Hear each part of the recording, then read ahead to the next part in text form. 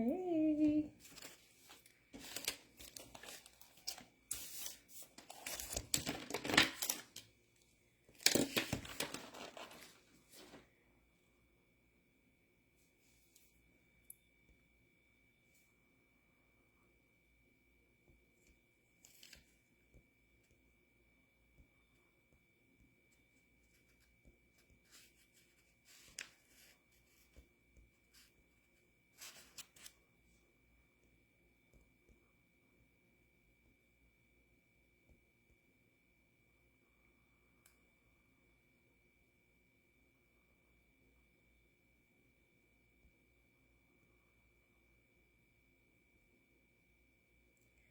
Hello.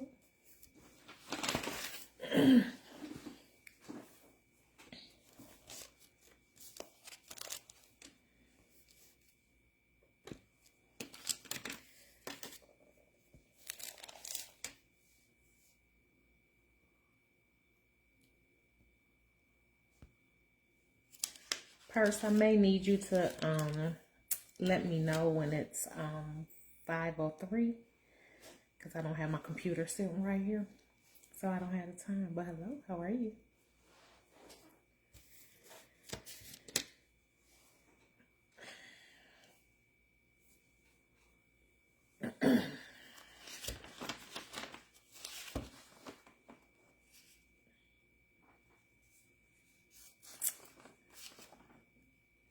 Everyone have a good day today.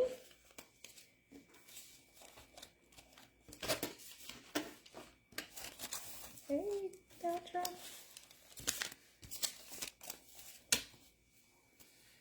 All right, y'all. I'm gonna make this quick. I got 5 pages of notes.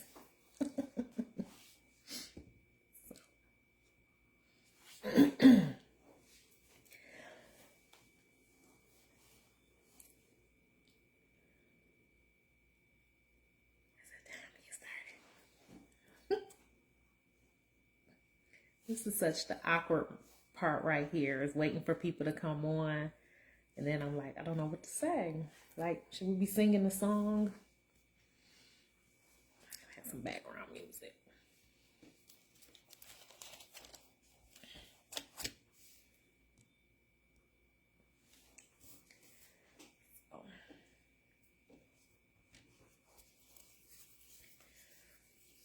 Okay, it is time. Thank you so much, Purse. So today we're going to talk about who's catching feelings. You know, I try to use all these catchy sayings and slogans because I guess I'm trying to grab your attention. But have you ever felt that you were in your feelings and you just couldn't move? Like your feelings just had you just locked.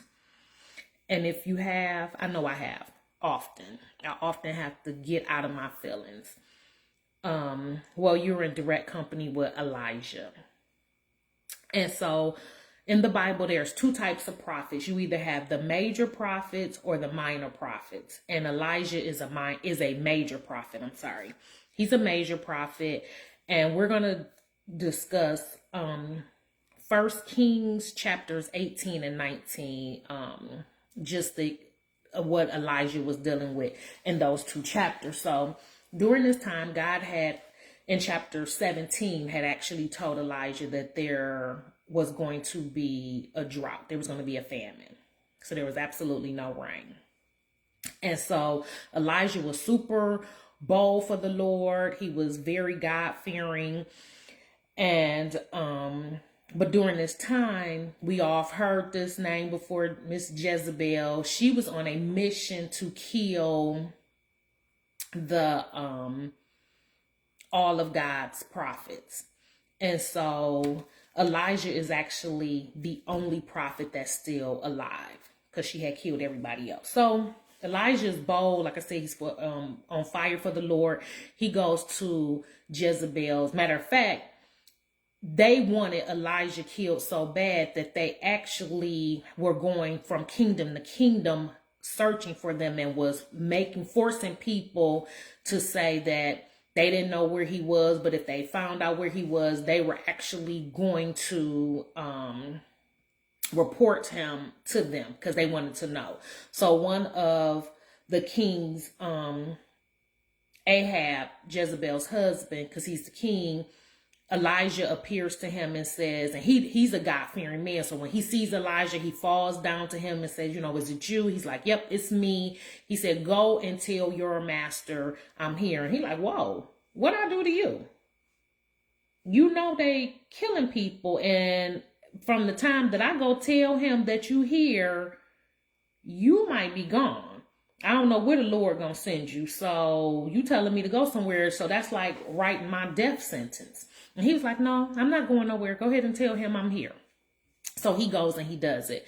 So Elijah ends up meeting up with Ahab, the king, and he tells him, look, bring out all 450 prophets of Baal. And so Ahab does it. And he said, listen, we're not playing these games. Elijah's like, we're not playing these games. You either are going to serve God or you're going to serve Baal. So the way we're going to determine who's going to serve who, or who's God, let me not say who's going to serve who's God, we're going to get 2 bulls. I'm going to let you all pick who which bull you want. Y'all pick them. That's fine. And we're going to sacrifice and we're going to see who God is based on the fire. So they both, so Baal's people are like, cool, we got it. And so they end up, so the morning comes, they cut up their bull, they put the wood, they have the altar, they put the bull on it, pieces, they set it on fire. And so it's the morning to noon, they calling on Baal, they begging him to come. They're dancing, they're trying to get all his attention. And Elijah is like, where y'all God at? What is he busy? Is he asleep? Is he in deep thought? Is he traveling? What's up with y'all God? Why is he not calling for you? So then they start cutting themselves and still nothing. So now it's noon and Elijah's like, listen, we done with Baal. Now it's time for my God. So he has to rebuild the altar because they done tore the altar down. So he rebuilds it and he then digs a trench all around it that I had to Google it to see because, I try to relate everything so we can understand it. So it said that the trench will hold 24 pounds. So he builds this altar, then it's a 24 pound or could hold 24-pound trench all the way around. And so he takes 12 stones representing the 12 tribes of Jacob, and he cuts his bull up and he lays it on the wood, and he gets 4 large jars of water. And so he tells them, drench the the sacrifice, which is the bull, drench the water. He tells them not one time to do this with these 4 things of water, but do it 3 times. So now, this is super wet. It's so wet that all the water runs off and it's in the trench, the 24-pound trench that's going around, right? So Elijah, like I said, he bold. He steps out in front of it and he says, okay, God, do what you do. God's like, say less. So God answers by burning up the sacrifice, burning up the wood, burning up the stones, burning up the soil, and it says he licks up all the water that's in the trench. Remember, this trench got 24 pounds of water. So everything is gone. The people fall out prostrate. The Lord is God. So then Elijah's like, all right, y'all 450 prophets of Baal, it's y'all turn. So he kills all 450 of them. And so Elijah says to Ahab, bruh, go eat drink, because the sound of a heavy rain is upon us. Again, I told you it hadn't rained. So he said, go ahead, do you. So he leaves. He thinks nothing of it. He goes, and so Elijah climbs up in a tree, and he has a servant with him, climbs up in the tree, and the servant is almost like a weather reporter. So he has him go down 7 times to report the rain. To report the weather. And his servant finally on the 7th time says, there is a small cloud the size of a man's fist. And he said, okay, well, go let Ahab know that he needs to get on his chariot and go get ahead of the rain, because it's coming, and it's about to be fierce. So his servant does it, but then it says that the power of the Lord comes over Elijah, and he runs and meets up with Ahab and Jezebel. So now we're in chapter 19 of 1 Kings. And so Ahab tells Jezebel everything that Elijah has said, everything that he's done, about the killing of the 450, putting to the sword. She 20 hot. She like, wait 1 minute. So she sends a message to Elijah and said, you got next. By tomorrow, you will be just like them. Elijah is shook. He's scared. I want to make a point here. It's something about a woman saying something that can shake somebody to their core. Now, this is the same Elijah that was bold. He done stood 10 toes down for God. But now this woman has said something and he is shook. He is scared. And so he runs for his life. He runs so that he leaves his servant behind. And so he leaves his servant behind, and he runs off into the desert. Now, who do y'all know running into, I'm sorry, not the desert, the wilderness. Who do y'all know running into a wilderness? So y'all got to know Elijah is he all up in his feelings. His feelings got him locked. Jezebel got him in a choke hold. He done forgot about God. And so he's praying and he falls asleep. So I know I've been there where I've prayed so hard that I done fell asleep, woke up, and I'm still praying. So I guess I was praying even in my sleep, don't even know. And so the angel comes, he sleep, angel comes, taps him, wakes him up and says, eat and have something to drink. He eats, he drinks, he goes right back to sleep. And Elijah at this point is mentally exhausted, physically exhausted, spiritually exhausted, and emotionally exhausted. He's just wore out. And so the angel comes a second time, and Elijah wakes up and he tells him to eat again. So when he eats this time, he gets his strength and he travels for 40 days and for 40 nights until he reaches Horeb. Y'all know I'm gonna jack these names up, but I think it's Horeb. It's the mountain of God. And he stays in the cave overnight, and God comes and asks him, what you doing here? And so Elijah says, look, I'm zealous for you. But these folks not playing. I'm the only one left. They done killed everybody else. And God says, go out and stand on the mountain, because I'm about to pass by. So a powerful wind comes and it destroys the mountain. It shatters the rocks. It's an earthquake. It's a fire. And God appears in a gentle whisper. I talked about that gentle whisper, but that is so powerful to me, because when we think about movies and stuff, God is like, "Arr!" It's like this booming voice, but God is gentle. And so when Elijah hears his voice, he takes his cloak and covers his face, and he stands at the mouth of the cave. And Elijah is asked for the second time, why are you here? He repeats it. Look, these folks trying to kill me. I'm the only one left. And so God says, go back the way you came, but this time go to the mountain of Damascus. I want to point out something right here. Have you ever noticed that when you running for something, you got to end up repeating it? So now he done went 40 days and 40 nights. He got to go back 40 days and 40 nights the way in which he came, because that's not where God told him to be. He doing him, but that ain't how God told him he got to do this. So he has to repeat his steps. 40 days for that. He says, when you get here, I want you to anoint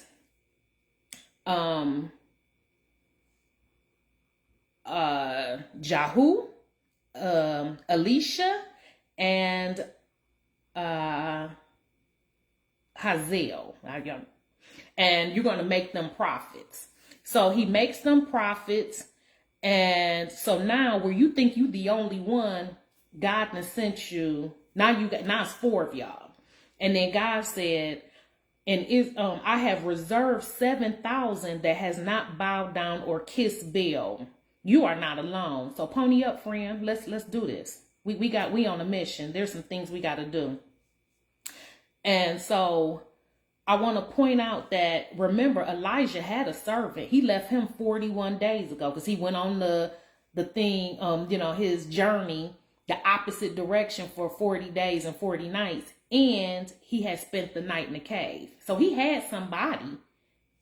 But sometimes the person who you start this journey with is not the person that can go the remainder of the journey with you. And I had to relate that to school. When you were in kindergarten and you had to eventually go to second grade, your kindergarten teacher couldn't go with you to second grade. So it's like you want second grade experiences and second grade blessings, but you only want to do kindergarten work and you want to be with kindergarten people. They can't go with you to the next level. And so some final points I want to make here is God strengthens us before I do that. Well, yeah, God strengthens us during our challenges. And in Psalms 73:26, it says, my body and heart may grow weak. God, you give strength to my heart. You are everything I will ever need. And then the next point is that the godly can trip 7 times, but will always get up. So if you still find yourself falling down, getting up, know that you got the strength of God, because in Proverbs 24:16, it says the godly may trip 7 times, but they will get up again. But one disaster is enough to overthrow the wicked. That's a shout right there. Because how many times have we fallen and gotten back up, even if it was 7 times for the same thing? The fact that thing didn't overtake you should let you know that you are right where God wants you to be. Learn the lesson so you can move on. And then the next point is God allows us rest. When Elijah, the first time he woke him up so he could eat, he let him go back to sleep. We always use Psalms 23, right? And it says, he maketh me lie down in green pastures. Sometimes God makes us lay down. We don't always want to. I was in Bible study yesterday with my neighbor, and she was saying that 2 days out of the whole month, she actually takes 2 lazy days a month. And I was like, how often did God rest?